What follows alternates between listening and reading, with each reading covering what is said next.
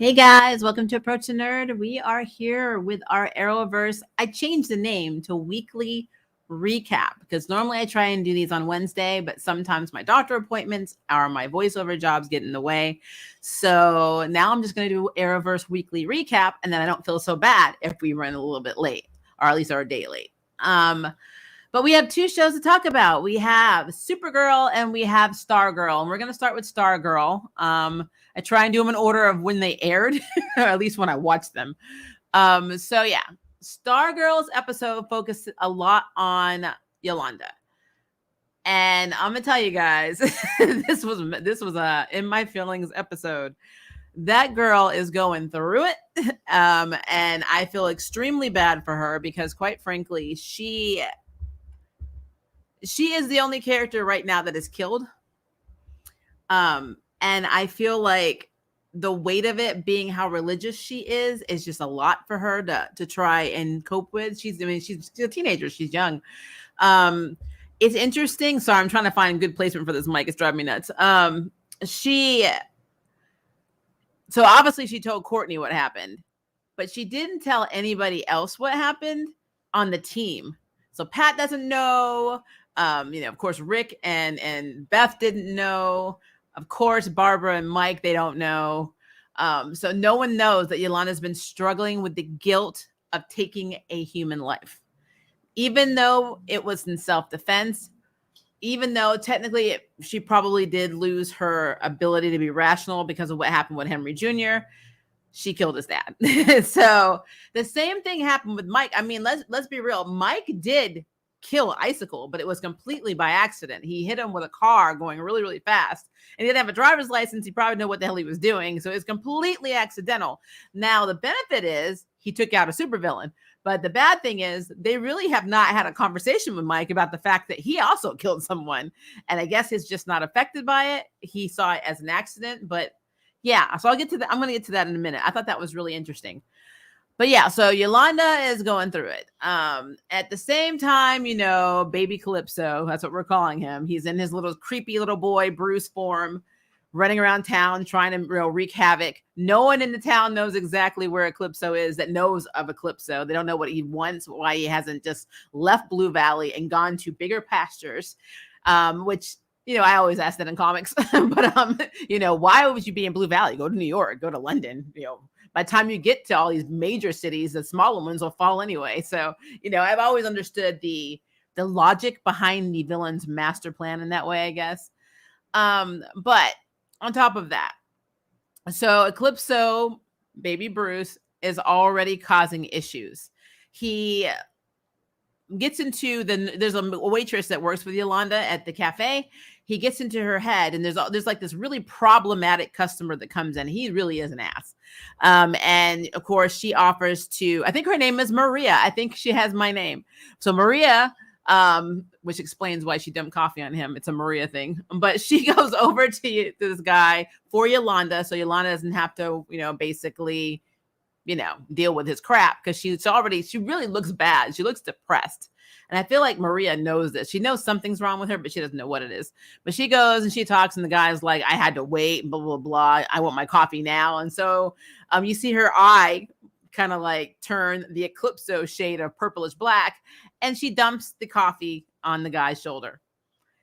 And then she ends up getting sent home by the boss for being overworked, which I'm glad he didn't fire her. I'm assuming he just really needs the help, or maybe she's just very loyal, but I thought that was interesting. But so that is literally the first thing in terms of we're seeing little Bruce causing crap. Ironically, he got a lollipop from Yolanda because Yolanda looked at him and thought he was just a little kid, I love how they don't have their guard up at all, even though they saw Eclipso kill Isaac, but they think he killed, technically he's killed a lot of people, but they think that, he's killed Shiv. Why aren't our guards up? Why aren't we like, he could really be anybody? He can shapeshift. So I think Yolanda is so into her pain and distrust. I kind of feel like she's not thinking straight, obviously. And that's why the majority of things that happen in this episode, like Brett Basinger does a very good job at playing Courtney because, you know, she's in her 20s in real life, and she always plays, she plays this teenage, you know, kind of like I'm in love, I have a crush on a boy, but I'm also a superhero trope very well. In the episode, we see that the staff is still recovering. It did hurt Eclipso, but Eclipso also hurt the staff, and so it's not at full strength. We also see that, you know, Courtney sees Cameron, and he asks if she wants to go and put up, you know, 4th of July decorations with him, and she's like, yeah. Well, because she does that, when Yolanda starts having hallucinations, she's not there to help her. So there's that. And then on top of that, we have our little side stories, but our side stories in this episode, I kind of feel like there really was so much Yolanda focus in this that all the tiny little things we got were nothing. Like we saw a moment where the Black Diamond like entices, you know, Mike to come near it while he's actually helping to fix Stripe. And he goes towards it, and then like all these vines are like going around him. It's almost like it's trying to basically, encase him inside of it, enslave it. That means if they can get these pieces of the Black Diamond back towards Eclipso, they can trap him again, which that's comic accurate. So I'm completely okay with that. But yeah, I loved how they showed the vines. It's really, really creepy. So this season for Stargirl is very dark and creepy, and I like it because I'm a horror movie fan. So I really, really am digging this. Okay, so on top of that, so Yolanda's having hallucinations like about everything. So like everything to do with Brainwave. It even makes it seem like Brainwave is trying to get inside of her head. And honestly, guys, for a moment, and really, I still wonder how true this is. I really wonder if Brainwave really is, you know, maybe it's not Eclipso. Maybe it is Brainwave trying to get inside her head. Before he died, his last, you know, ditch FU was to just take over her mind. That would be really cool to me. I don't know if that's what's happening, but I mean, more than likely, everything is going to be blamed on Eclipso. Let's be real here.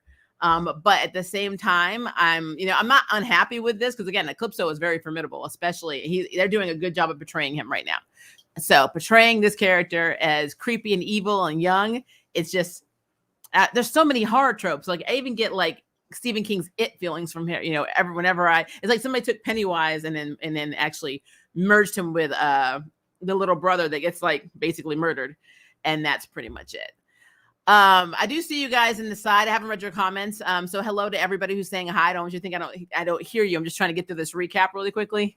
But yeah, so yeah, the whole thing with Yolanda, all of that stuff for me was valid. But I will tell you what they brought back for me that's just as scary as any villain, any super villain in this series. And that is they brought back Yolanda's damn mom. Her mom is effing evil. I don't care what anybody says. And she's not even possessed by Eclipso. That woman just needs to have somebody put her over their knee and beat her little ass. I am tired of her family. I don't like Yolanda's family at all. Like at all. The only person I like, and I said this last season, is her little brother. Her grandmother sucks and her parents suck because they are literally abusing this girl. They are abusing her. And it irritates the hell out of me. And on top of that, she's so traumatized. So she's traumatized. And then she has to go home to these people. They're awful. They are all awful. And we got to see her mom. And her mom, I love how Yolanda's been talking to this priest since the premiere of season 2. And he calls the mother in thinking, oh, maybe we need to have an intervention. I don't know what you did, but maybe we need to talk to your mom about it. And then he sees the mom and he's like, I think there's enough like hate and, and shouting and, bullshittery going on, don't you? And I'm like, and it kind of shuts the mother down. And I'm like, that is so sad, I don't know. I'm having issues about this, guys. I'm having issues. Every time I see Yolanda's family, it makes it harder for me to suspend my disbelief that she could even get out of the house to be Wildcat. So I'm like, how the hell are you getting away from them? Because it doesn't track with me because of how irritatingly, dominatingly controlling and like, she's just a flat out B. Her mom and her dad and her grandmother are. So I don't know. There's a lot of problems with parents. It makes it seem like Courtney and ironically Artemis, if you really take away from the fact that her parents are assassins, have the only cool parents, the good parents in this series. Well, to be fair, I guess Cameron's father, Icicle was a good father to him, but it just, I don't know. Everybody else's parents just seem to be like trash. I don't know what it is. I don't get it. Maybe they had to sign a waiver for Blue Valley. You have to be a shit parent to live here. But horrible. And we already know Beth's parents are helicopter parents. So that's just, and Rick's parents are dead. So I can't really call them out for anything, but his uncle is shit. So there we go. But yeah. So I felt so bad for Yolanda in this episode. I felt bad. And I loved how Courtney convinced her to tell the team what happened. And so they have like a mini meeting first before they go to Pat and everybody else. And at first, Yolanda doesn't want to say anything. And then she finally says something. And of course, Rick's like, we know, I would have done it too, and blah, blah, blah. And she's like, yeah, right. That's why you haven't killed Grundy yet, because you can't. You're not like this. I'm the team killer. And Beth couldn't say anything. Beth was like, it's not, because for her, it's not all right. But to be fair, to play devil's advocate, Beth doesn't even know how to fight. So, I mean, you're asking about killing. She can't even fight anybody. So until she's in that situation, she's not going to know what to say or how to relate. And also, to be clear, this group of friends seem to be the first group of friends that this girl has ever had. She's basically been taking care of her parents her entire damn life. Yeah, she's had like little like science friends, but like Magician's Son, I think, was friends with her. But outside of that, Beth doesn't have the social skills to understand or comprehend a gray area of killing. So that was a very honest reaction. I love how Rick was like, right, Beth? And she's like, he's like, they're going to hook those two up. I'm telling you, and people don't believe me, but Rick and Beth are going to be a thing because that's what they were in the comics. So that's who she calls on the phone. That's who always has her back. That's who she confides in about everything. I don't even know if Courtney and Yolanda even know her parents are getting divorced because the team is not completely transparent across the board. Beth and Rick are close. And of course, Courtney and Yolanda are BFFs. But in the comics, it was actually Beth and Yolanda and Rick that were all BFFs. There's a whole other thing. But that's an Infinity Inc. thing. So it is what it is. So yeah. So the gist of this is Yolanda walked away feeling like she's a flat out murderer, and she ends up quitting being Wildcat. So she's no longer putting on the suit. She kind of blames Courtney for getting her to put it on in the first place, meaning if she had never done that, then she never would have had a chance to kill a brainwave. She's not thinking rationally. Courtney kept calling the house, and her mother of the effing year called and said, she didn't want to talk to you. You're a bad influence on my child, blah, blah, blah. So now I know it's going to be even harder for Yolanda to get out of the damn house because now she's drawing attention to the fact that she doesn't like her friend anymore. So the mother's like greenlit that. Stay away from this girl. So I would not be surprised if Yolanda has to leave summer school because Courtney is a bad influence. It's bullshit. We know that obviously, though, at the end of the day, guys, she's in the character poster. She's going to be around. She's going to be Wildcat. But right now, we need that dramatic tension. Then the family dinner where Courtney tells Pat, Barbara, and Mike about it. And then Mike's like, mine was an accident, right? And it got me thinking, did anybody check on this child to see if he was traumatized over killing Icicle? Did anybody actually ask him if he was okay? Because if not, then I'm going to say this. Pat is a bad dad. Like, he has been pretty cool as a stepfather to Courtney, but pretty shitty as a father to Mike. It has actually been getting on my nerves. It's obviously he cares about him, but he treats him like an extension of himself. And he treats him the way that the original JSA treated him. And that's your damn son before a team. And I don't understand that. So yeah, I'm having a little bit of problems with Pat and Mike's, father-son relationship in this series. So I really want to know. I want to know, did they ever ask him? Did they say, hey, are you okay? You killed someone. It was an accident, but you still killed somebody. And you're like, what, 14? I'm like, if that, it could be 13. I don't know. I need to know. I need to know if they said anything to him. So there's that. But overall, very, very good episode. Unfortunately, now we know Wildcat is not going to be Wildcat. The Shade, I think, maybe trying to reach out to Barbara because she was in the office, basically showing up a stupid employee that was not wanting to help some community that she was trying, some project or some whatever they were trying to help with American Dream and carrying on, the tradition of Icicle. But She showed her up, and then before she left the boardroom or the meeting room, like something happened above her and blood dripped onto the table. And I'm pretty sure that's either the shade, which I think is a shade, or it's the original Dr. Midnight. And I know that Beth said that she still can't find the original. I was very shocked that Beth was on the phone with Courtney at the beginning of this episode, because I'm gonna be real with you guys. I didn't think Courtney had her phone number. That's how segregated this team is. We have Stargirl and Wildcat together, and Dr. Midnight and Hourman together. It just seems to be split. So like, for me, it's just weird. I love this show. I do think the writing is a hell of a lot better than most of the other Arrowverse shows. But I mean, transparency here. I'm seeing a little Arrowverse creep in a little bit, because it's like, these people are supposed to be a group, a unit, a team. The only thing standing between Blue Valley and whatever else being destroyed and the villains that keep popping up in this tiny little place in Nebraska that nobody should effing know.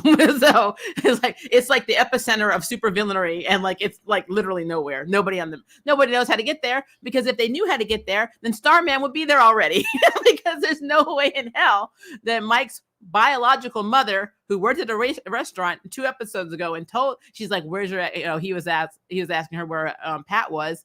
She knows where her son lives. She knows where they are, because Pat has custody, I guess. I don't know if it's joint or not, but I mean, it is what it is. So why is it taking Starman so damn long to get from wherever he is to Nebraska? Like, I don't understand. So I digress. I just had to throw that out there, because why the hell not? Like, why not?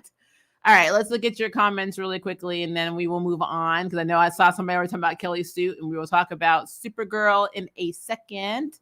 But let's do this first, because we can. All right. See, some people were in here earlier. Funny how an actress can do better writing than the actual writers. Oh, you're talking about the fact that Kelly's actress in Supergirl co-wrote the episode. And it shows. It's actually pretty good writing. I will say that these 2 episodes were good. So good to me from a writing standpoint. I was really shocked that it came from the CW, especially because how they do the charm. Yeah, I don't want to get your hopes up and tell you to get used to that, because to be fair, don't get used to that. I really enjoyed both Stargirl and Supergirl this week. They were likely really, really great episodes for me. I agree. Hello, D. Marie Porras. Of course she feels guilty. She has a conscience. Yep. But it makes it feel like nobody else does. It's like, you killed somebody. It's fine. Mike did it like last season. It's fine. Completely okay. And hello to you, D. Marie. Hello, Kevin. You made it just in time. Let's see here. This season was made for horror fans. It really was. Stargirl was definitely made for horror fans. They're doing a great job. Hey, Mira, where the hell is Jade? I'm hoping she's out looking for her brother. He's like, where's Obsidian? I don't know where the hell she is. The only thing I can think of is she costs too much. And so her CG costs too damn much. So they're trying to save her for the end of the season, because they have to save their quarters, nickels, and pennies to be able to pay for all her special effects. Just watched Supergirl really, really good episode. It actually was. I thought Jay was going to be a big part of the season. So did I. And, we're going to talk about these lanterns to be running around in Arrowverse and lack thereof in a second. Yes, Yolanda's mom is awful. She is a straight up bitch. Something is wrong with her. She needs a guidance counselor. I want to see more of Cameron's grandparents. Me too. Especially the grandmother. She cray. She cray. Is Cindy actually dead? Probably not. I don't think so. Seriously, Beth and Yolanda's parents are terrible. Yes, they are. Helicopter and neglectful parents. Supergirl doesn't feel like it's wrapping. Yeah, we're going to talk about Supergirl in a second. Okay. You can tell Courtney and Artemis's parents actually love their kids. I know. Completely separate parents, completely separate morals and values, but all of them bond over the fact that they love their children. Just a thing. I'm glad that the writers are giving Barbara more screen time, giving her more of a storyline. I agree with that. They better not bring Monel back in the episode. They need to bring him back in like episode 17. Well, she's married to him in real life, so he can come back whenever, I guess. No William in episode 11 and 12. Yeah, he's a side character at this point. Sorry, my keyboard is acting up. You're fine. I feel like the last season, William was in the season a lot, and this season he's like in the background. Yeah, we'll talk about that in a second. I'm going to skip all the Supergirl questions till I get to that. I mean, I felt for Yolanda through the whole ep. I mean, the actress is really good. She really conveyed somebody who's going through something traumatizing and did not know what to do. She did reach out to Courtney, saw her hanging out with, her boy Cameron, and was like, oh, I guess I'll go suffer by myself. And then she goes to the church and is ambushed by her mom, of all people. It's like, why? I mean, she should have told the priest, are you trying to kill me? I wasn't even suicidal till you brought my mom here. I mean, why would you do this? I'm like, why? Let's see. All in all, Stargirl is a good show. I do agree with that. Let's see.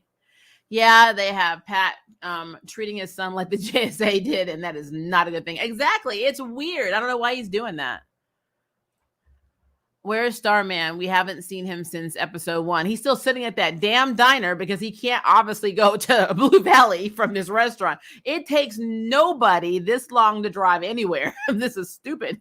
Stupid. Starman needs to make his appearance quick. Some of us are waiting. Maybe he is going to show up and the staff is going to be revitalized because he's there. And then Courtney's going to be in her feelings. I'm Stargirl. I'm going to be Stargirl without a staff. I mean, the new Guardian did have a point when she called out Kara and the team. Yeah, we're going to talk about that. We're going to talk about it. Hey, Marie, I finally caught alive in a long time. This episode of Stargirl was enjoyable. It was, actually. I actually have nothing bad to say about Stargirl, and brace yourself, Supergirl either. So, I mean, it's a thing. All right, so let's talk about Supergirl Blind Spot, appropriately named. First of all hands up to my girl Kelly Olsen, who dropped the mic on everybody in the Super Friends. I'm like, and with good effing reason. And as I said earlier, her actress actually co-wrote this episode, so it was written very well. I think her name is Ozzy Tesfaye. I'm probably not saying that right. I butcher names, but this whole script was written very well. I want to know how much she wrote, because if she didn't just write her parts and she actually wrote some of the Super Friends parts too, they didn't let this woman write the whole damn show. They should have let her write the show from season 4 when Kelly first came on, because she literally was, I mean, I think Kevin said she was MVP. She was MVP, like, writing and acting in this episode. I was like, this girl, like, let her write. Hell, send her on to Batwoman and fix that shit. Just putting it out there. All right, so we all know that she is trying to train so she can be a very effective Guardian. She got a little bit of a boost when, of course, the hydro bomb, that's what I'm calling it, was going to blow up, and she was able to save people, and she figured out that she didn't have to be like her girlfriend and figure out moves like her girlfriend. She could do her own thing, be resourceful, and still be a kick-ass Guardian. That's what I love about this character. I love Kelly's character. I hate that Kelly's character's in every 2 episodes, but that's what I love about this character. But this was a Kelly-centric episode, and my worry about this, guys, is that we're not going to see her next week because it was too much of Kelly in this one. But so we all know that the building that was going to be, kind of like low-income housing, that Orlando and his little brother were going to move into, got destroyed because of Nixley. Nixley did something bad to get her, she used basically she took her Kryptonian powers and she modified it to get fifth, dimension energy.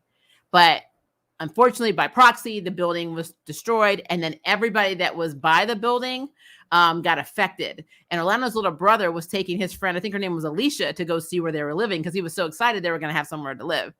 And of course, right when they get to the building effing falls down, and then they end up, not being able to breathe. It was almost like watching people, like all of them be infected by COVID, like all at the same time. I don't know if that was the message they were trying to put out there, but that's what it was like.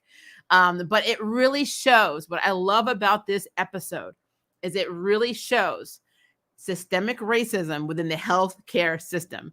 It shows because when they got to the hospital, they didn't have funding. They didn't have respirators. They had nothing. They had Orlando's little brother sitting on a little plastic, chair in the waiting room. And as somebody who's been to the hospital a lot and to the waiting room a lot, I can tell you this is true. Probably for 12 hours waiting for help. And the little boy and his friend are having problems breathing.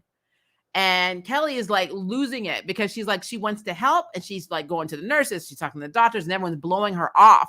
And she's like, I just want to help them because nobody else is helping them. Nobody gives a shit. And then the congresswoman that everybody loves is in their district. She shows up, says, I'm not staying here. And then literally when Kelly goes to talk to her, she spins it and she's like, I don't want to take a bed from one of my constituents. I'm like, you're full of shit. So she goes to a private fancy hospital to get treated while they're all sitting there. Her people that she's supposed to be representing are all sitting in the hospital, not being able to breathe and suffering. I'll get back to that woman in a minute because she gets on my nerves. But Kelly reached out to, of course, Alex and the super friends, and she's talking to Alex because Alex is her girlfriend. She's very frustrated, and Alex was like, I'm so sorry, but we have something big going on here. We're trying to find Nixley. I have a friend, some medical student friends that can bring over some respirators. I'll call them, give them a call, blah, blah, blah. So I'm like, okay. So you can tell by Kelly's face. Kelly is not impressed. And she's like, so nobody is going to help me help these people because you guys have better things to do. And you can see throughout this entire episode, the aggravation, the tension was building. She was getting more and more annoyed with the super friends because she's like, you are supposed to protect everybody, not just going after these super villains. What the hell are you doing? And to play devil's advocate, why did it take the whole effing team? Why couldn't Brainy and Dreamer help her? Or why couldn't Alex and, Dreamer or somebody help her? And then everybody else go after Nixley. Until you find her, you can't do shit anyway. Like they're all going around the city with these, fifth dimension energy scanners. Why could they not help? Why couldn't they split into two groups? You go that way. We'll go over here. And if we find something, we'll call you. And if you need us, you call us. Why was that hard? I'm like, but to make a point, because this is how super friends roll, they prioritize finding a supervillain over saving people's lives, which is the opposite of what Supergirl has always said she stood for. So long story short, Diggle pops in, and I will talk about Diggle. We're going to have a minute to talk about Diggle in a minute. Because, CW. CW. Oh, CW. So literally Diggle shows up, and apparently he came because Kelly called to vent to James saying, I don't know how you did this. I can't do this. What she's really saying is, I don't know how you put up with these damn friends of yours because I sure as hell can't. I'm tired. I know I'm sleeping with one of them and I love her, but I can't do this. I can't do it. I don't know how you did this all these years. And so he calls Diggle, and Diggle comes in as he's literally been like the counselor for everybody in every freaking episode of every Arrowverse show he has guest starred on, except for Legends of Tomorrow, because he just played a random gunslinger. But he came in and basically talked to her about the fact that he said something I've been saying for years. He didn't say it like this, but I'm gonna paraphrase it, guys. So yeah, I was a sidekick to Oliver Queen. He was white. He didn't get that I was black and that maybe I have a different life from him. So he was not up on any issues, even when he became mayor of the city. So sometimes I had to try and scream at him to get him to see stuff. But unfortunately, that entitlement, he couldn't see it. That's basically what he said. That is basically what he said. And I'm like, thank you, Diggle. Thank you for saying what I've been saying for years about this whole situation. But him and Kelly, he teamed up with Kelly. They were trying to go investigate what was still making people sick. And that was basically because they were exposed, but also because crazy little counselor woman who went to the private hospital decided to blackmail a doctor into giving her an experimental treatment that basically allowed her to cipher fifth dimension energy and use it like she's a damn imp. And I love the way she did it. She's like, well, tell the chief of staff here that if he wants this budget approved and he wants to have these this money allocated for these things, then, then you might want to give me what I want. So he brings the needle and he like sits on the table and runs away. And I'm like, because that doctor was like, I'm not being liable for this. I was like, I wish doctors did that in real life. They come in there, we're like, nope, I'm not doing this. Because if you did that to me, then I know not to take the shit. That's basically that's how we do this. If you're scared to inject me with this, then there's no way in hell I'm doing it. She took that needle like a pro. She didn't even swab herself. She was like, boom, like, all right, crazy ass. So she ends up getting powers, and she becomes a person that actually rivals Kelly. Kelly held her own when she found her outside of the building in the alleyway. She held her own. I was very proud of her. She had her shield. She was able to fight her off. She got a little lock of her hair. They were able to analyze it to figure out what was going on with her. But at the same time, somebody else should have been with Kelly. Like, Diggle, like, was the only support she had in that whole fucking episode. And I hate to say it like that, but it's just like, wow. And there were moments where Alex was worried about her, and she's like, I really wanted to check on her. Oh, she's got this. Because I guess for Alex, she feels like she's so strong, and, she's always putting this positive, facade out, and she doesn't realize that people fake it till they make it. I do it all the damn time. I feel like crap right now, but you unless I told you that, you never know it. So it's like, it's interesting that because Alex took it at face value, not realizing that her girlfriend has trauma, and her girlfriend is Black and is going through shit like BLM. So, and I'm going to get to her and Alex last, but so yeah. So while I'm talking about Diggle, and I know they're probably going to stress this more in the crossover they're doing, because he's going to be in the crossover. We know. I am still in my feelings about this pansying around the damn Green Lantern ring. I had the opportunity to be a superhero, but it would have meant me leaving my wife and children. You leave your wife and children all damn time. You're not with them now. You leave them in every episode. Like, you were never with Lila. Lila and the kids are always somewhere else. I'm like, what? Like, you are never home, ever. You've been to Gotham. You're in National City now. You've been to Smallville. Hell, I mean, I don't understand. Like, I don't understand. But you know what? That's fine. Because, okay, so I'm just going to say it. You had no trouble being a superhero sidekick. I hate to say sidekick. Diggle's much cooler than a sidekick, but in Arrowverse world, it's kind of like what he was, a glorified sidekick. He just happened to be the first, so he gets clout. But you were going out with Oliver all the effing time. Even after Lila had a baby, you were going out with Oliver and fighting. Why in the hell now are you like, I don't want to leave my wife and kids. I can't. I cannot. So I'm just pushing that way, because that whole conversation to me was stupid. Like, it was just really stupid. It's why I don't think we're done with this. It's also why we don't have a lot of Jade and Stargirl, because I think they are going to have Diggle eventually become a Lantern, and they need to split the budget on the special effects. Because just, it's let's be real, it's expensive. So yeah, but I had to put my little feelings out there, because I mean, we got all hyped up about this crossover. And even if he decided not to be a Lantern, it's like they keep beating around the bush, and it makes you annoyed. And I know this is what they do. This is how they set up their crossovers, but it's stupid. So that is my one gripe. That is something I think Kelly's actress did not write. I think that somebody else, she co-wrote it, and they should have kicked the other writer out. They should have been like, you don't know what you're doing, so we're just going to have Kelly's actress write the entire damn script, because you're effing up, and we actually want this to be good. So yeah, I had to put that out there. Now,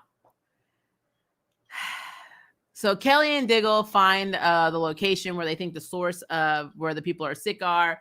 The super friends show up, and literally right as Supergirl is talking to Kelly about, because Kelly's like, I really could use some help. She's like, all right, well, I'm going to find this and everything will go back to normal. And she just flies off because she's not listening. So when they get back to the Super Friends headquarters, Watchtower, whatever you want to call it, they were talking, And it got quiet because Kelly, who always smiles, is always pleasant, who's always, she's a psychologist.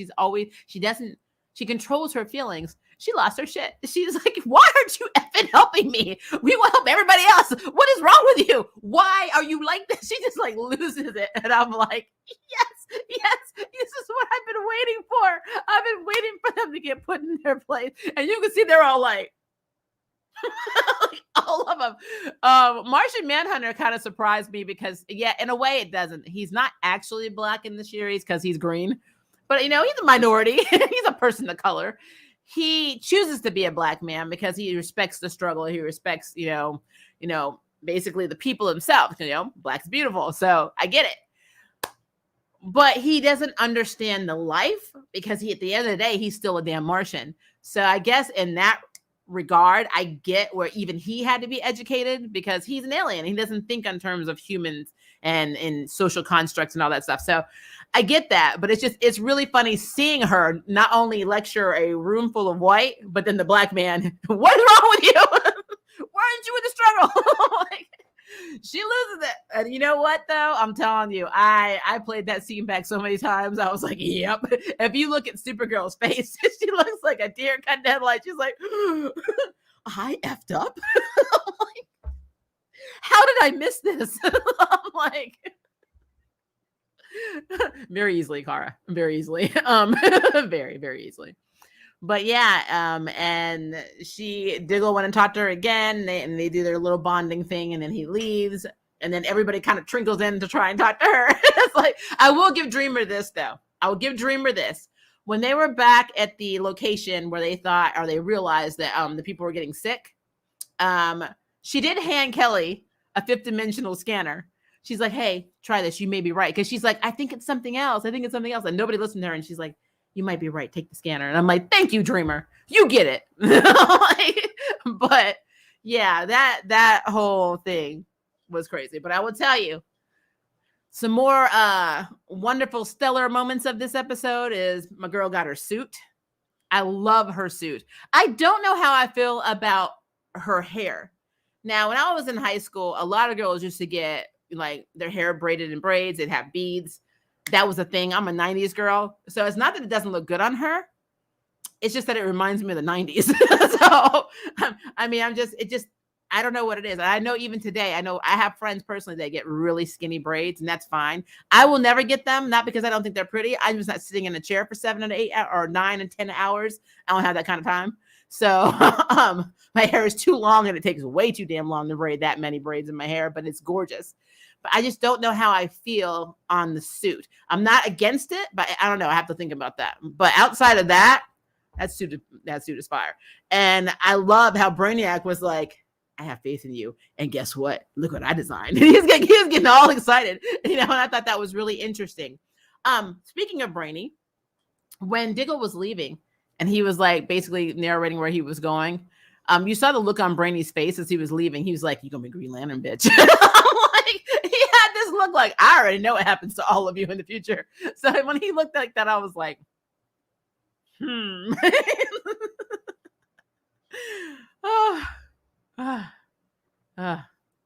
telling you. I was in my feelings about that whole Green Lantern thing. I'm still trying to let it go. All right. So Kelly gets her suit.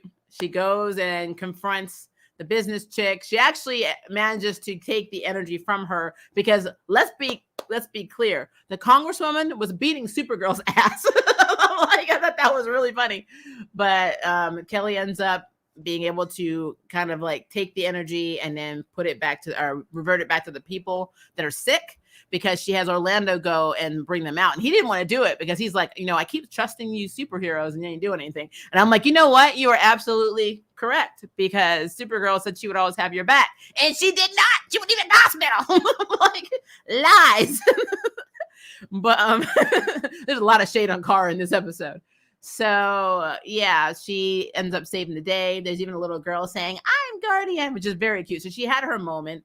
She also had this really like real moment with Alex when Alex is like, I don't know what you're going through. I know I'm not going to be ever. And Alex even talked to Martian about it, that he's, and he tells her, you're never going to know what she's going through because you're not black. You're not a POC. You're not going to get it.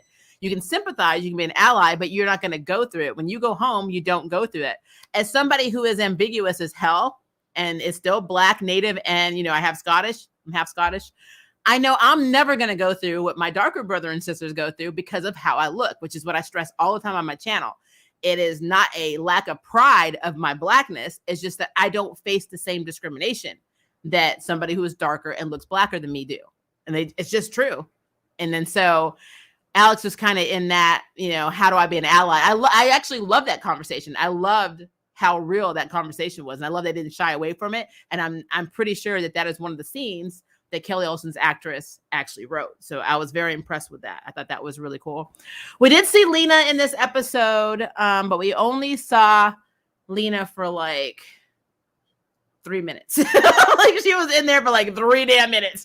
She was like, my friends need me. I gotta go. It's like, so basically they were doing witchcraft and she set, what's her face? Her name went right out of my head, but the lady that was basically telling her about her mother and her friend last week, she literally set her sleeve on fire. And then she's like, I gotta go. My friends need me. And the woman tried to give her a book saying, take this book with you. And I'm like, yeah, it might be the Book of Shadows. I'm like, just take it. Come on, Charmed. But then Lena left and then we never saw Lena again. So it's like, obviously nothing really was important because she didn't get back in time. So I don't know what the hell that was about. But yeah, like I said, this entire episode was an eye-opener for the Super Friends because they are not as in touch with being and understanding what it means to actually save people. Because in their minds, as long as they catch a supervillain, they have saved the world. They prevented everything from going down. And I'm like, now I'm waiting for a Superman to have this moment over in Smallville. Because I think that needs to happen. I really do. Yeah. So all in all, really, really loved this episode. I loved it. I thought it was really well written. I loved Kelly's dropping the mic moments. Loved it. And I love that we have our Guardian now. So the only thing I'm on the fence about is her hair. But again, it's not even that it looks bad. I don't know. In my head, I was trying to figure out what it was. Like I saw Javicia Leslie's wig for season 3. And I swear Batwoman's wig looked a lot different in season 2, even after she stopped using Ruby Rose's wig. I don't know what it is, but it looks like cotton to me. And I'm really hoping that's just an angle of a camera, but it looked like they replaced her wig with a Party City wig. So I will give Kelly that this actually looks like her hair. So I'm cool with that. And it actually makes me look, to me, it feels like Anissa, like she has Anissa's hair from Black Lightning. So she's walking around with Thunder's hair. I don't know. Maybe that's what it is. Maybe she looks too much like Thunder to me. That's probably what's happening for me. It's like they modeled her off of Thunder. They're like, well, she's gone. Let's just take elements and then make her look more like Thunder. So that's how I feel about that. I think they could have done something a little bit more original, but at the same time, I do love the suit itself. So maybe I think that's probably what I just figured it out. She looks too much like Anissa. That's what it is. All right, let me roll up, guys, so we can see what there is to see. Let's see. Sorry, I'm trying to scroll all the way up and see where I was last. Okay, here we are. They deserved it, honestly. Yes, they did. She was like, in my feelings. I was like, Kelly rolled in there like pissed. Her whole face was taking on this like slow burn of anger the entire episode, and my girl just snapped. She snapped. She's like, not only are you guys effing up, I'm not even in every other episode. I'm in every other episode, and I'm a regular damn character. This is bullshit. I'm like, and who goes the day after we come back from the Phantom Zone to training? Nobody. Like, you just didn't want to see me in here. But yeah, Kelly was the MVP of the ep. Yes, she was. And Snap Blue Wolf is in the house. I saw Blue Wolf. All we need is Kevin, and Nicholas. They'll probably watch later. Let's see here. Also, this ep was totally inspired by BLM. Of course, most of it was. Yeah, most of it definitely was. And the Kelly episode, this would be the Kelly Olsen, like the Kelly Olsen Chronicles, and they'll just be like this one episode. Because now that we've seen Kelly, guys, quote me on this. We'll know next week. We may not see Kelly again. I'm just putting it out there. I'm hoping that I will feel okay enough next week to do reviews because I'm finally cleared to get my COVID vaccine. So I'm getting it Sunday and I'm my first dose. So I'm really hoping that I don't feel like crap and I don't have adverse effects because of my medical problems. And then I'm able to do our Arrowverse, but we'll see. I'm hoping, but at least by Wednesday or Thursday, I will be okay. So we'll see. Fingers crossed. But I am very curious to see what happens next week on Supergirl. Are we going to see Guardian? I mean, this is the last season. They're acting like they got all this time. It's like, it's really weird. It's weird. I'm surprised that no one died in that collapse. I know. Especially since you watch Stargirl and Mike literally hits Icicle with a car and he dies. A whole damn building falls in National City and everybody's like, we good. Not even a scratch. We just got fifth dimensional sickness. John put the hammer on Kara to be an alien and fight for aliens and still not see her inherent privilege as well as bias and close her eyes to certain people's situation and treatment. I know! Like, she went through this whole thing of being what was discriminated against also in their world. People hated aliens. They had a whole storyline, all these hate groups, and she still didn't see it. It's like, what was the councilman? Aunt Viv, our Parker's mom. She looks really familiar. She does. I don't know where I've seen her before, but she does. Did you watch the Emmys? I did not, unfortunately. So I don't know who won, unfortunately. No, Yolanda, who is the most useful main team member, is gone, and Beth stuck the knife in deep. This is why it should be a Philzop meeting and not tactical support. Ray, you're in your feelings. I love Beth, and I understand Beth. Again, you cannot expect somebody who sits with goggles and sits in front of a computer and reads. She's literally like a walking librarian to understand combat, tactical, life and death situations. I mean, she doesn't. Until she is in that situation, there is no effing way. No way. Hell, her parents, her mother's a doctor. I don't know what the hell her dad does. Is he a lawyer? I don't know what he does. But what I do know is that these are very intelligent people who do not know how to speak to their child, do not know how to communicate with their child. She has zero social skills. Like, Beth has no social skills. The closest person to her in her life right now is Rick. So, and he's off feeding Grundy buckets of chicken, $30 a pop, with who I don't even know where he's getting the money. So, I can't hate on her because I get it. She is doing it from her limited life experience. You killed somebody. That's like effing huge for her. Until she is in that situation, until she learns to fight and she learns to defend herself, and she sees when she's in the battle and doesn't have her friends in the group having to basically carry her, because they carry her right now. They make sure that she's not hurt. Then it is what it is, unfortunately. But yeah, and Rick did try and Courtney did try. Beth was the only one that was like, I'm sorry. But again, I'd rather she be honest about it than say, oh yeah, I get it. She didn't have a clue. She don't have a clue what that feels like or what that means. She just knows that killing is wrong. So it's a thing. Yeah, Supergirl and company did not come off looking good in this episode. Super Friends were super lame. Let's see. Hello, Sean. I think I've said that already, but maybe not. Lena Luthor is a charm one. I mean, is she not? She is a charm one and ran off without the Book of Shadows. What is wrong with her? I just didn't understand why they didn't break the team up into subgroups. Exactly. Exactly. It took no time, especially since they didn't know where in the hell they didn't know where Nixley was. Nobody knew how to find her. So if you don't know where Nixley is, then why don't you just say, you know what? We'll keep looking. You guys go help Kelly. Let us know when you need us, instead of, oh no, we all playing at headquarters because there's one computer and we all want to stand around it and look at it.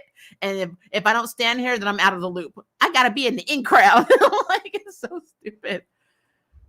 Are you a fan of Alex Danvers? I don't have a problem with Alex. I don't think she's a bad character. As far as I know, and I've read a lot of comics, I don't think she's a canon character. So I don't know. Have you seen that show, Nikita? I've seen almost every version of La Femme Nikita. The one with PETA, the one with what do you call it?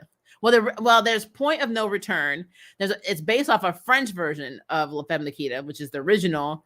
Then they had, of course, the TV series that aired in Canada that we got, where Nikita was blonde, very, very tall. And then we got the one with Maggie Q, and I loved her in that one too. So I really think I've seen every version of La Femme Nikita, if that's the Nikita you're talking about. It was so bad on Supergirl, it had to be the writing to make them look this bad. Why didn't she go to John in the first place if she needed a POC vent session? I mean, first of all, she co-wrote this episode, so maybe, and to be fair, why would she go to Diggle? She was, if you remember on Crisis on Infinite Poop, she was one of the ones that went away. Like everybody else would get on the ships, but it didn't matter. So yeah, unless John approached her, she probably didn't even know he was there. Only John Diggle was an awesome mentor to Kelly. I did like that Diggle was able to, but of course he was. Of course he was. He's been dealing with Oliver's shit for so damn long. How could he not mentor people? I wish they brought Anissa into Supergirl for the final season. They did, because her costume looks like Anissa. She just looked in the freaking mirror. My only critique about this episode is how the councilwoman got powers. It felt as dumb as going back in time for Kara's DNA. Yeah, it did seem. Oh, you got him, Kevin. It did seem really stupid. Kelly's got skills. Yep. And this was in here, Alex wouldn't be anymore left because she's so blind and so many issues. And Alex has Arrowverse hero vision. She don't see Garfield or POC. Well, let's play devil's advocate with Alex. Alex's entire existence, because her parents told her so, was to protect Kara and protect her secret. And so she really didn't have a life. So she hasn't had a chance to experience anything outside of the DOA and dealing with Kara's crap. So, but she's learning and she's willing to learn. And when people are willing to do the work, you can't hate on them for that. Oh yeah, Kevin, I said the same thing. I like this witch using spells. She's charm one. She's a charm one. I love Alex. She's one of my favorite characters, but I like the more Maria Bill Alex more than this gunsmith. Such a waste of all her abilities and oh, you mean okay? Yeah. I know what you mean. So honestly, I'm gonna be real with you. If they were gonna have LGBT representation, I wish that had been Kara that was bi, because I really see the chemistry with her and Lena. Not to say I don't think that Kelly and Alex are cute. I do. I really do. But I felt like it would have gone over faster and better. Alex and Maggie, everybody loved Alex and Maggie together. I was always like, but that's Kate Kane's girlfriend. I'm like, that's who she ends up with, I'm like, it's so weird. But, devil's advocate. Alex as a whole, I have loved her journey, her struggle with her, accepting her parents, because she always saw herself as nothing but Supergirl's babysitter, not just her sister. She couldn't do anything that did not involve protecting her sister. And so, losing her dad and feeling like her mother was pressuring her in that way, and it was unfair. I like the evolution that she has developed. Now, the thing about her wanting to have a baby was stupid to me, because that's something they should have talked about way before they got engaged. And everybody says this. That's just what you do. You, somewhere in your relationship. So what do you think about kids? I think they're crap. Well, bye. That literally should have happened. That should have happened. And it didn't. So I feel like Alex has gone through a lot maturity wise, because that right there was that point with Maggie where they broke up was an indicator that the relationship was shit. And then she slept with Sarah in the crossover. That whole thing was funny. And then by the time she actually met Kelly, she was in a better place. But now the kids thing doesn't seem to be on the table right now, which is weird, because that was her motive. I want to be a mom. I'm desperate to be a mom. My maternal clock is ticking. Well, I guess it stopped because she's not even trying to have any kids. So like I said, I guess it really depends, like a good comic books arc, who writes it. And right now, Alex's arc is all over the place. But it's a lot better than it was when she was with Maggie. So I will put that out there. She can create any weapon she thinks of with Martian Gauntlet thing. Oh, you mean the councilwoman? Yeah, she... Yeah. The Maria Hill of S.H.I.E.L.D. They should have Maria Hill. Wait, the actress wrote most of the episode. Maybe that's why I liked it a lot. Yep. Funny enough, Lena aesthetically looks just like the Jaily Sorceress Tala. She does. She really does. When she was on Merlin, I always thought she looked a lot like so many different characters. But for me, if you are a Motherland Fort Salem fan, then you know that she also looks a lot like General Sarah Alder. Like Sarah looks like an older version of Lena in that show. It's creepy. The CW just teases the audience concerning Green Lantern to keep our attention. Probably. And to tick me off. Kelly dropped a bomb on them. She did. She was like, you don't know. She was like, why are you like this? Like, what is wrong with you? She was like, not one of you MFs came to help me. Not one. What are you doing? Standing here playing Candyland? F you. I'm going to go beat the hell out of it. She was beating that bag. You could tell she was mad. She was beating that bag. And I kept thinking, it's a good thing they got powers. Like, they don't want to go in there. What's the point of giving Lena these powers? There's no way she has the power and skill after a few weeks to go up against a fifth dimensional being. I don't even any charmed OG or Ruby or Will. I don't know what the hell they're doing. They were like, you know what? They were like, this is our last season. We can do what we want. Let's bring a dragon in. Let's have a big cat. And you have Supergirl play with it with her heat vision. Let's show you that Dreamer can make a freaking Dreamer whip, which Brainy should watch out for in an interesting way. Hey, how about next week we bring, I don't know, Bebo. If Bebo shows up on this show, guys, I am done. I just feel like the writer's room is just like, we don't need to care. We're going out. Peace out. So, yeah. Martian Manhunter is akin to DC Icon. He's an alien too, right? Who chose to be a black man. Yep. Yes. I like Icon. Icon is very underrated and very underutilized as far as I'm concerned. But hey, maybe they'll bring somebody in on could you see them doing an Icon show? In the Arrowverse? No, scratch that. Never mind. I'm indifferent about the braids, but I love them. I think it's just more because she reminds me of Vanessa. I think that's what is doing it for me. How did Kelly get the training and conditioning for this? I mean, Team Arrow training all the time, Diana training all the time, and the Batwoman all the time because she served in the military. She went to Afghanistan multiple times. She wasn't a medic. Well, I think she did say she was a medic a little bit, but she fought. She went out. She lost her fiance because they both served. So that tracks with me. I will believe that she has conditioning to fight like that outside of Javicia Leslie's Ryan Wilder. Because she got her ass whooped when her and her mom walked into the apartment with the landlord. And she's supposed to be what? A teacher in 3 or 4 different martial arts styles. They didn't help her that day. So I will believe that Kelly she served 2 tours in the military. Actually, in the episode, they were talking. Remember, Diggle said, you served, right? That's how. It's the same as Diggle. That's how Diggle knows how to fight. You don't go in the military to sit on your ass. My daddy was a drill sergeant. Trust me. I know. Before he retired, he decided to go back and he actually got out, went back and re-enlisted just to be a staff sergeant. Then he didn't like that. And he decided to be a drill sergeant. And then he retired. He had an honorable discharge because of his legs. But yeah, I know what they put those people through. I know what kind of fight training they have to go through. And so, yeah, she had a whole unit.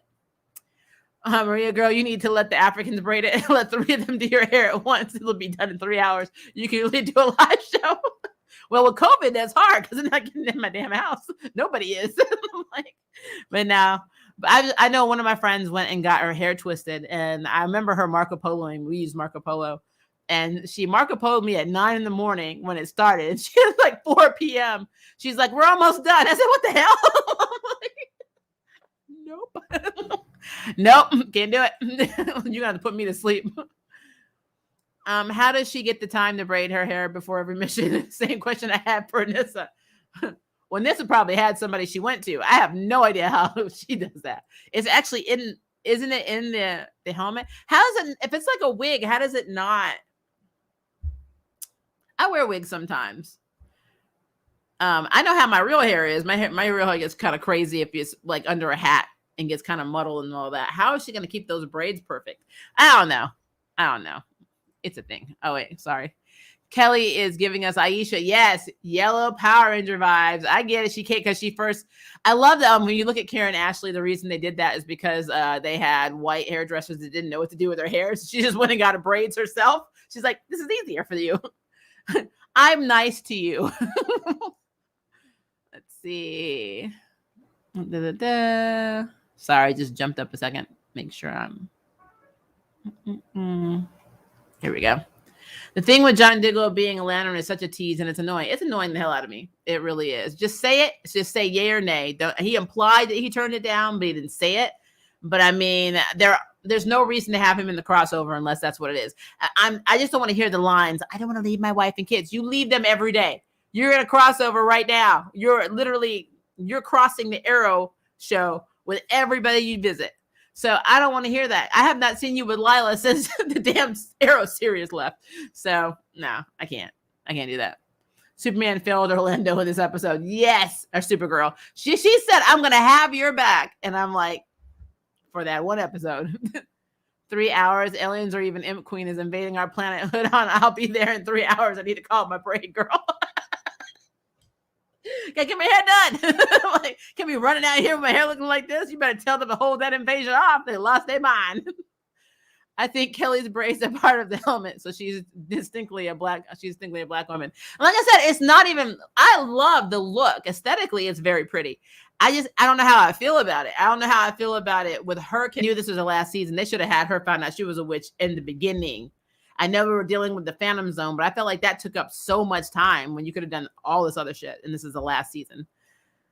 Batwoman has started the weave and helmet trend because Batgirl was sporting her natural through the wardrobe malfunction that became iconic to her look, which is fine. I don't mind her doing natural hair. Natural hair is gorgeous. My problem is that is not the actress's natural hair because the actress straightens her hair because she's on Instagram all the time with straight hair. My issue is the texture of the wig under the cowl looks like a Party City wig. I don't know what it looked better in season 2, but in the trailer, it just looks like a Party City wig. I don't know. That's just me. If there's a witch, she's going to have a Book of Shadows or a grimoire. I believe it. Let's see. It's the one her mother used, but I have a question. So is this the same mom we came to know that Luthor, or did that get retconned?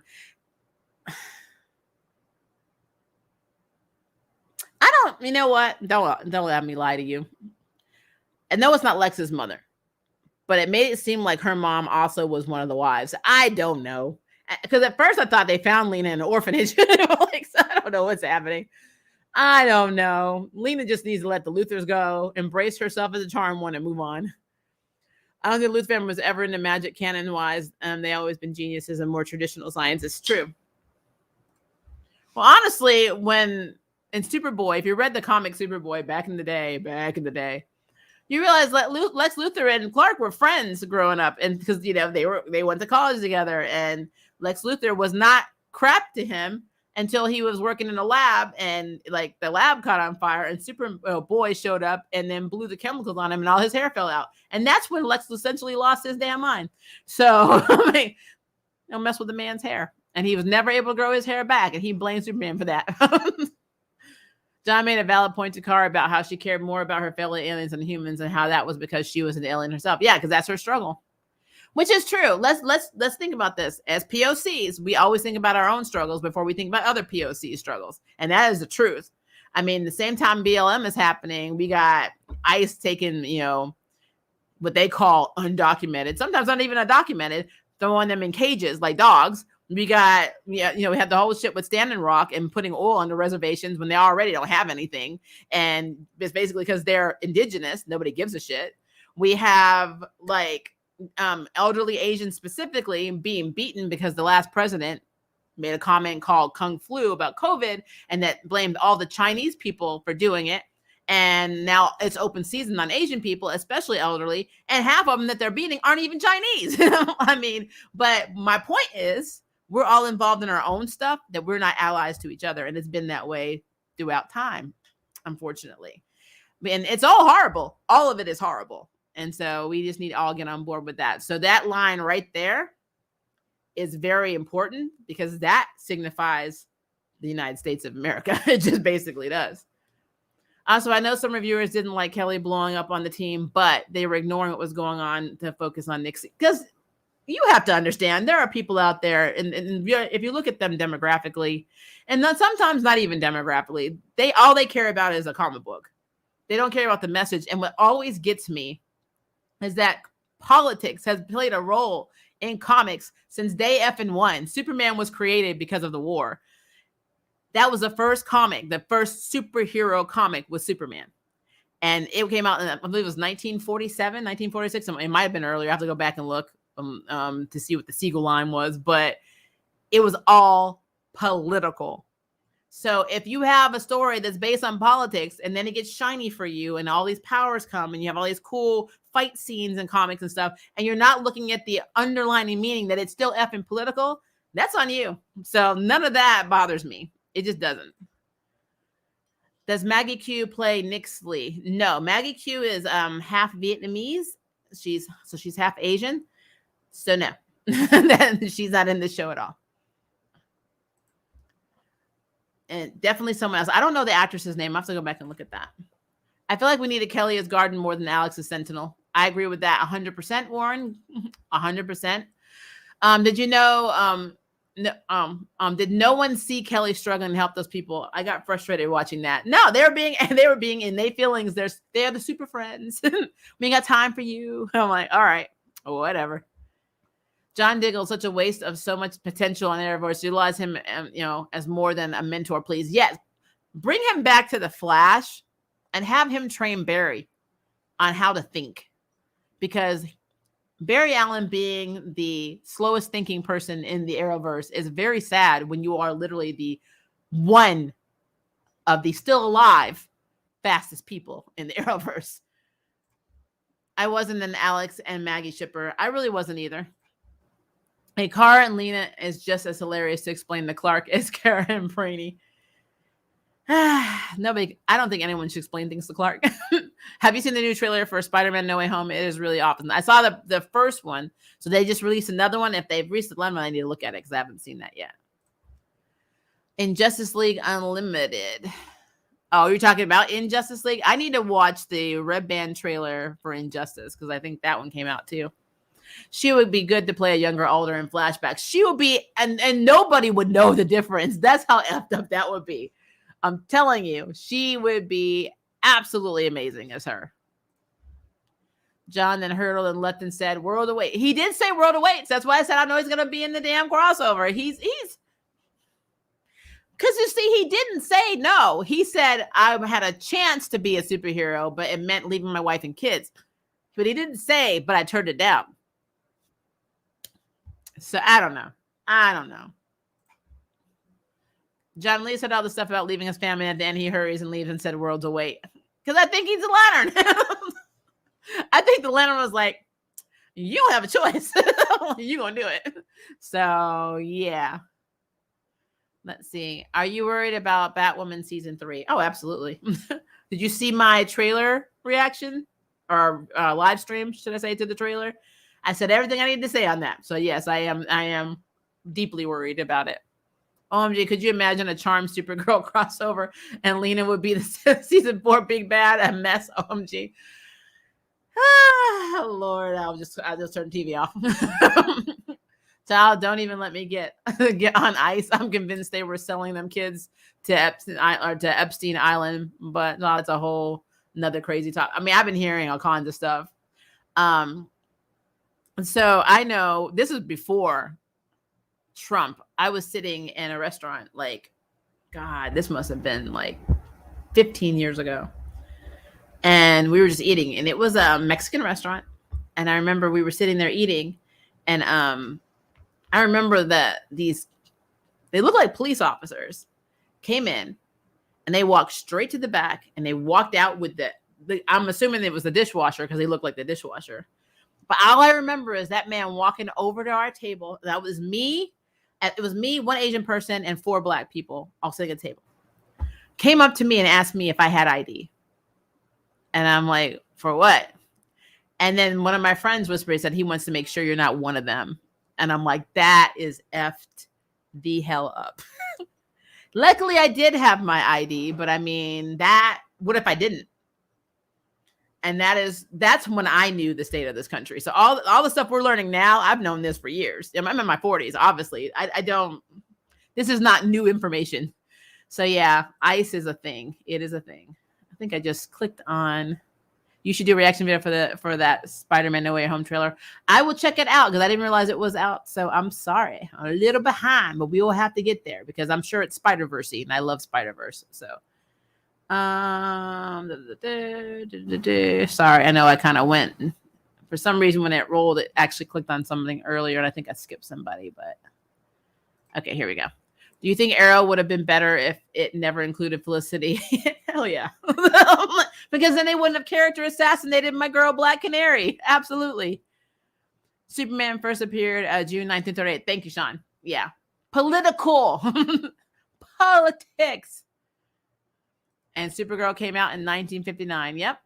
And you'll see a slew of characters that have guest starred for like a millisecond that you never knew would be developed into full characters later on. So yeah. You should do reaction. Okay, I already did that one. So I am going to look into that one, Eric. Also, this ep just showed how good the show is, character interactions and moments. Yeah, and it also shows that they need to have Kelly Olsen's actors write for them. I mean, that's what it is. Do you like the 1984 Supergirl movie with Helen Hunt? Not really. I mean, I thought Helen Hunt was very pretty and had some of the characteristics that they had her do she was copying Christopher Reeve. So I didn't have a problem with that. But I don't know. I just felt like the plot was lame. And I mean, unfortunately, this was the 80s. So, I mean, they weren't going to have a great plot for a female-driven superhero movie at the time. That's not what happens. It's Peeta Sargent who plays Nixley. Thank you. I know I've seen her before. I just don't know where I've seen her. Remember in the JLA episode, Oliver and John Stewart had to explain to Clark that Kara stayed in the future to be with the boyfriend, Brainiac 5. The episode ends with Clark asking for his name. Yep, I do remember.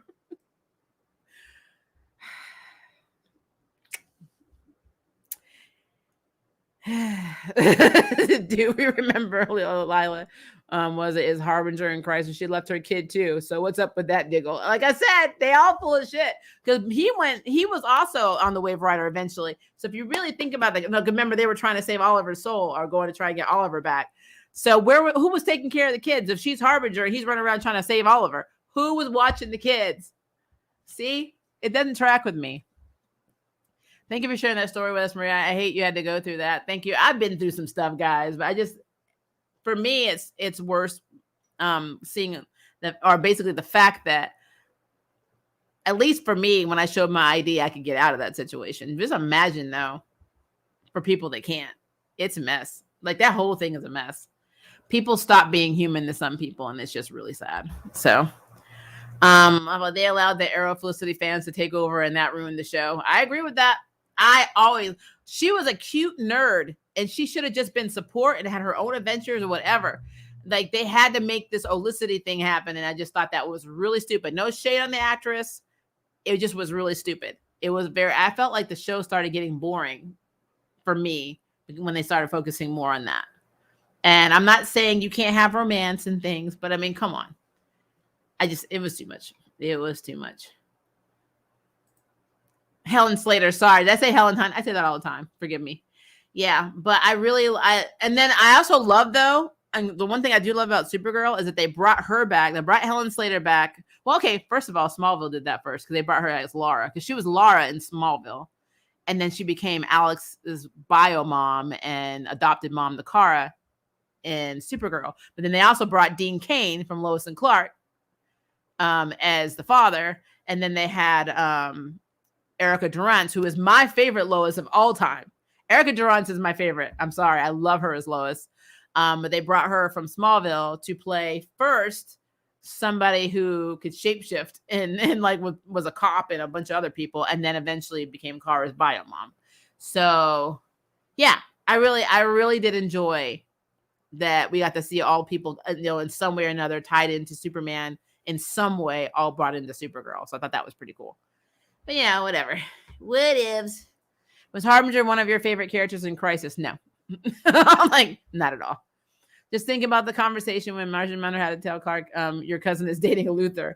I think it would bother Lex more, though. Clark wishes he and Lex could work together more often. Yeah, they have. So Clark and Lex have the same relationship that Batman and Joker have. They have this weird bromance that makes no sense. And it's like, you are my ultimate rival, but you're really not. I'm like, you're really not. I'm like, you're really not. There's just something wrong.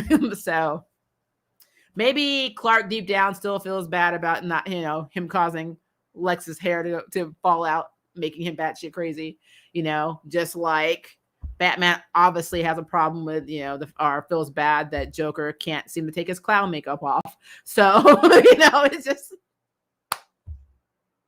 it's a thing.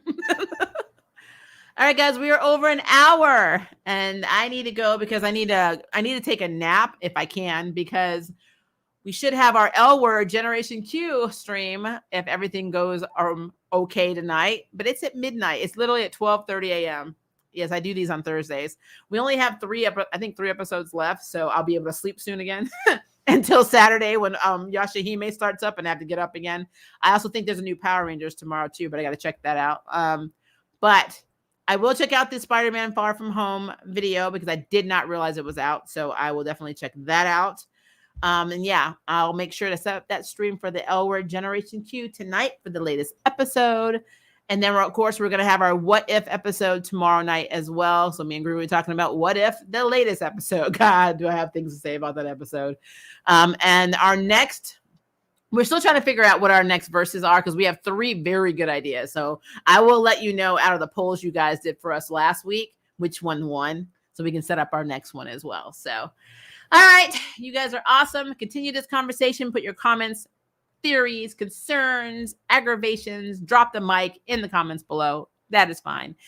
If it is day for you, have a very good day. If it is night for you, have a very good night. And I will see you in our next stream and video. Bye, guys.